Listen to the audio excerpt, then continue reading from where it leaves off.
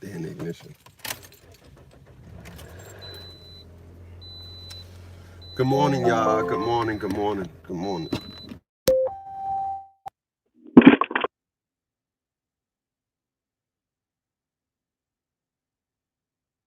Good morning, y'all. Good morning.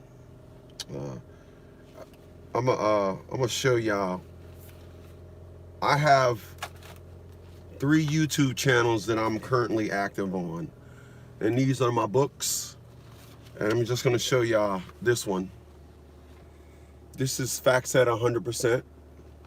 And what I do is I do journals as to how I come up with the topics. So today's 11 o'clock show is gonna be Ain't Nobody Perfect. So what I do is I put Ain't Nobody Perfect, and I give a summary of how I came up with the title. After and during relationships, names are called,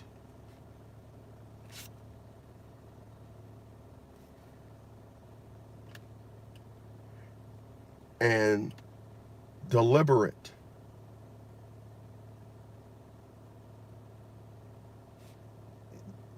communication breakdowns happen,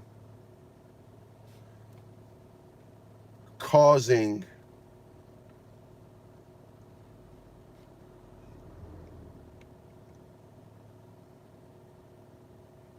a minor problem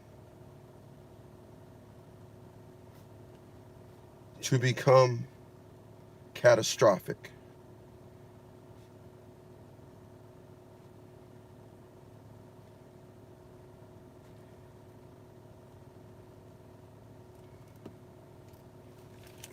Then someone would say,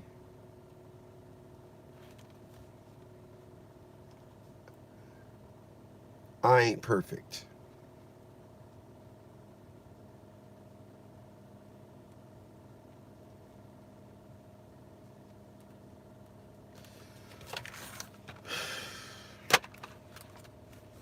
I gotta put the date.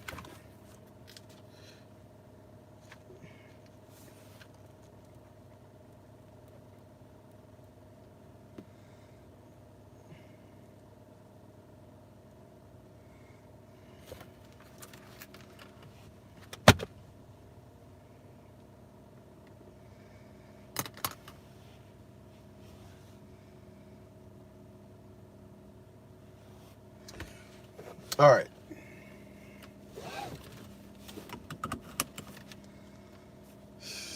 I am not set up here.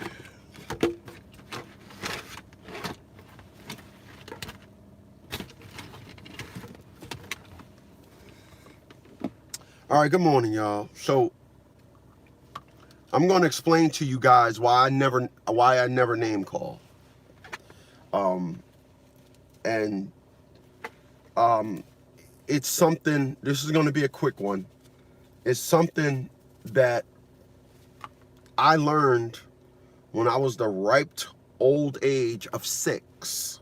When I was living with my mom and dad, when we was all living together, and it's something that stuck with me. And what's going on, Sean? It's something that stuck with me. And I think the problem with a lot of people is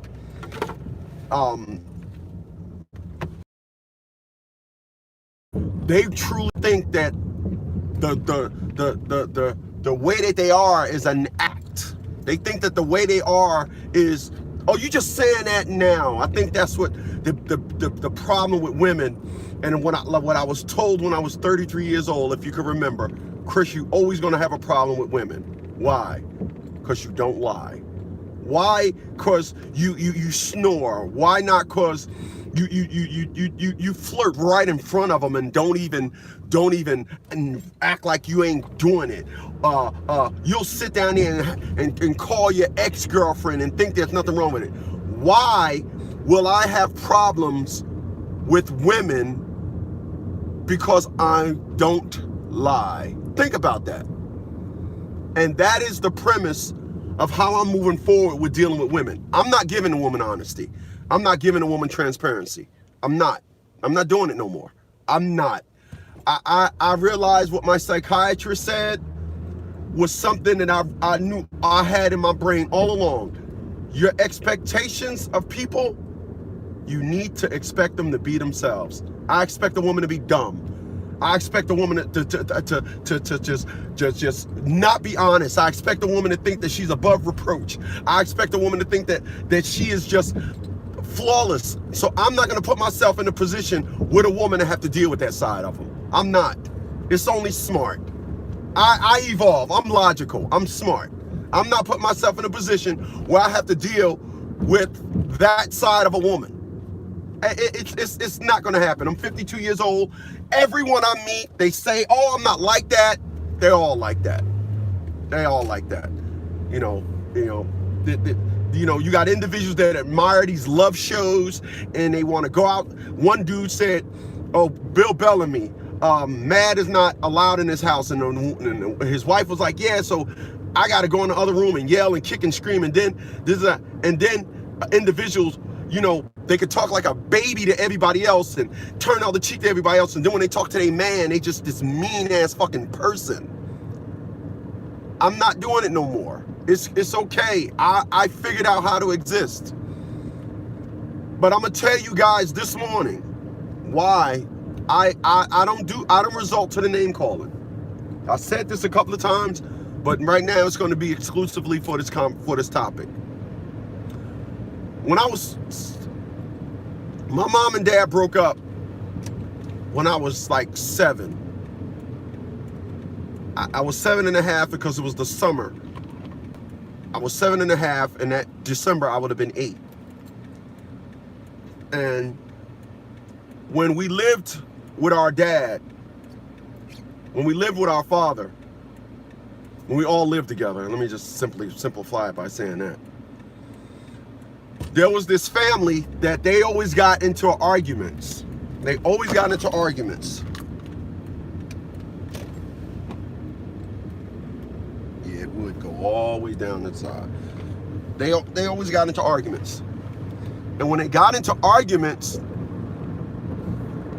the wife would go outside and bust all the windows on their car. And I remember saying to my mom, "What's gonna happen?" I said, we rode past the house, and my dad said something. Don't remember what he said. Can't even guess. And based on what he said, I asked my mom. I said, "But Mom, why did they break the windows on the car?"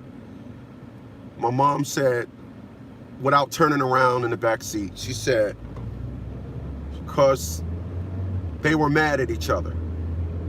Then I said to my mom, "But Mom, when they make up and be friends, the windows are still going to be busted."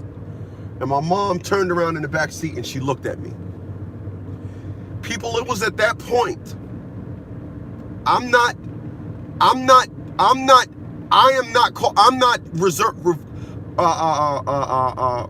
reverting to name calling ever. I'm not doing that. I'm not going to do that. I don't do name calling. And I don't do name calling because when you do name calling, that's just childish. It's childish. It's childish. You're emotional and it's childish.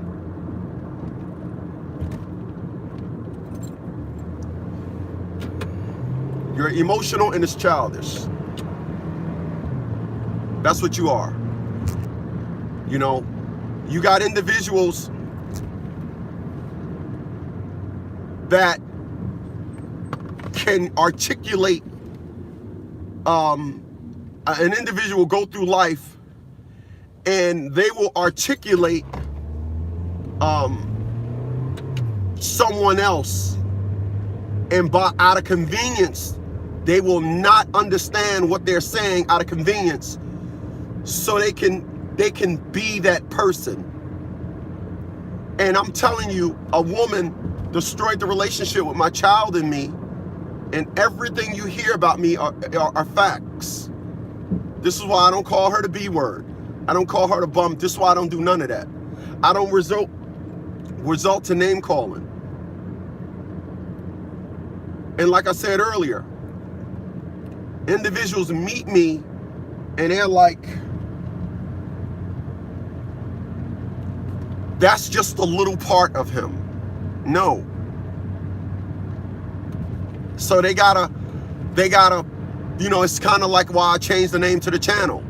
They gotta say I'm fake to justify their words. And people, I'm gonna tell you something.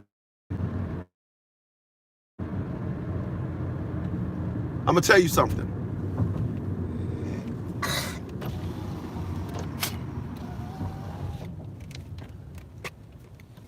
When you're dealing with someone just as equally as you and happy and dealing with you as equally as success, you'll get equal justification. When you get with individuals that you don't know, you love them, you see the faults in their life, but you're not going to shove faults in over their head and say, well, this is why, this and that. You try. But when you look at somebody and you can see where their faults are, like for example, I'm an intellectual.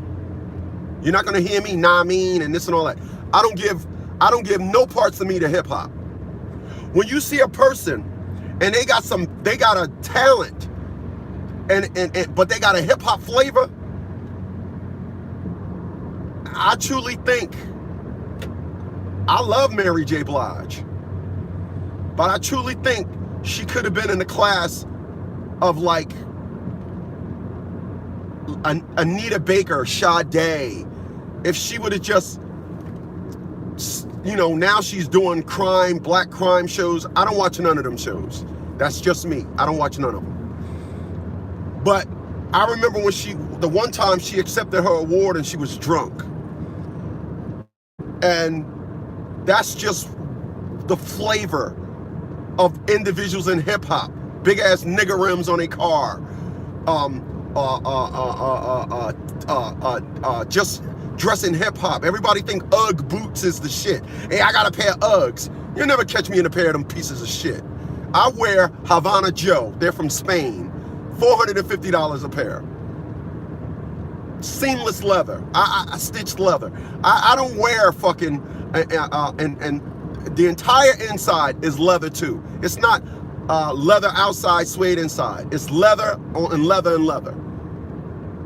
That's those type of boots I have. I got 3 pair. I mean, I don't do that. That's me. So that life, I can see it differently than a person that's engaged with it. So when you are dealing with somebody and y'all not of the same class, even of the same origins, it's not gonna work. It's not gonna work. Because the person that's the lesser of is always gonna be feeling like they need to conquer you. And that's what happened. I had an individual that felt as though they had to disagree with everything I said and actually told me one time, so you're wrong. So you're wrong. And then their landlord it's fucked them so wrongly, but they turn the other cheek. So you got to understand that. So that's it. I'm never going to result to name calling. This is why everything that I say about Atia LaShawn Bradley are facts. And don't mistake how I say it confused with the truth. What's going on, Big? Good morning, brother. All right, don't do that. Don't mistake how I say it for it not being the truth. Everything that I say is the truth. But if you sit down there and you name call and you gotta say sorry, and we all ain't perfect, you gotta come up with all these dumb innuendos, it's because you knew you could not advance your mission from the truth. You only could advance your mission from being manipulative. And when you're speaking to somebody and they act like they don't know what you're talking about, that's being manipulative. And there's an agenda. An agenda is, with women anyway, I just want to be right. I don't care if we sitting in the middle of a fucking volcano and you got the answers to get us to safety. I just want to be right. And that always costs the relationship. It always, yet the history, when you do manipulative, that's what you add into the history of what y'all have. But you can't get them to understand that. You can't, because they're childish. They're nothing but children. They're nothing. If they're an only child, that's worse, because that means they sat down in their room and they came up with all these ideas in their head, all this fantasy stuff that wasn't real. And then it goes to the oldest. If you're dealing with the oldest will not listen to you times a million. Why? Because they're the oldest. They ain't have nobody else to listen to. These are only facts at 100%. That dove me, the hated one. Now the hurt, I gotta slow it down, because when I was told I was all these things, I actually took two lies and put them together. Now I'm the hurt, dishonest, fake nerd. I'll see you guys at 11.